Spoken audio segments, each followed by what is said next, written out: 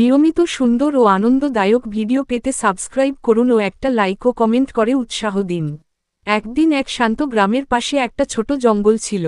জঙ্গলের পাশেই ছিল এক বড় সবুজ মাঠ, যেখানে প্রতিদিন গরুগুলো ঘাস খেতে যেত।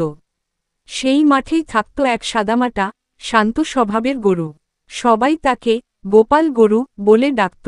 সে ছিল খুব ভালো, কিন্তু একটু সরল। একদিন গোপাল গরু মাঠে একা ঘাস খাচ্ছিল। এমন সময় জঙ্গল থেকে এক ধূর্ত শেয়াল এসে হাজির। শেয়ালটা খুব চালাক ছিল, আর সে খিদের জ্বালায় কষ্ট পাচ্ছিল। সে ভাবল, এই গরুটাকে কোনোভাবে বোকা বানিয়ে খেয়ে ফেলতে হবে।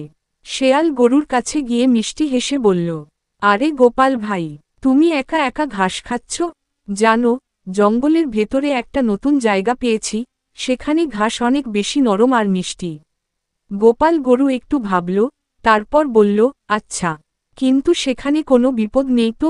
শেয়াল বলল, কি যে বলো, আমি কি তোমার ভালো চাই না? আমি তো তোমার বন্ধু। গরুটি সরল মনে শেয়ালের কথা বিশ্বাস করল আর তার পেছনে পেছনে জঙ্গলের দিকে হাঁটা শুরু করল। কিছুদূর যাওয়ার পর গরুটি টের পেল যে পথটা খুব আঁকাবাঁকা আর গাছগুলো খুব ঘন হয়ে গেছে। সে একটু ভয় পেল।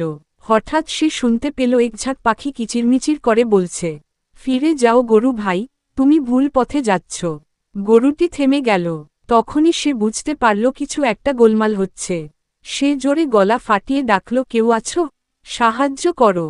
সেই ডাক শুনে কাছেই থাকা এক রাখাল ছেলে দৌড়ে এল। রাখাল বুঝতে পারল কি হচ্ছে। সে সঙ্গে সঙ্গে লাঠি নিয়ে শেয়ালটাকে তাড়িয়ে দিল। শেয়াল লেজ গুটিয়ে পালাল। গরুটি খুব কৃতজ্ঞ হয়ে রাখালের দিকে তাকিয়ে বলল, তুমি না আসলে আমি বড় বিপদে পড়তাম, আর শেয়ালকে বন্ধু ভেবে ভুল করেছিলাম।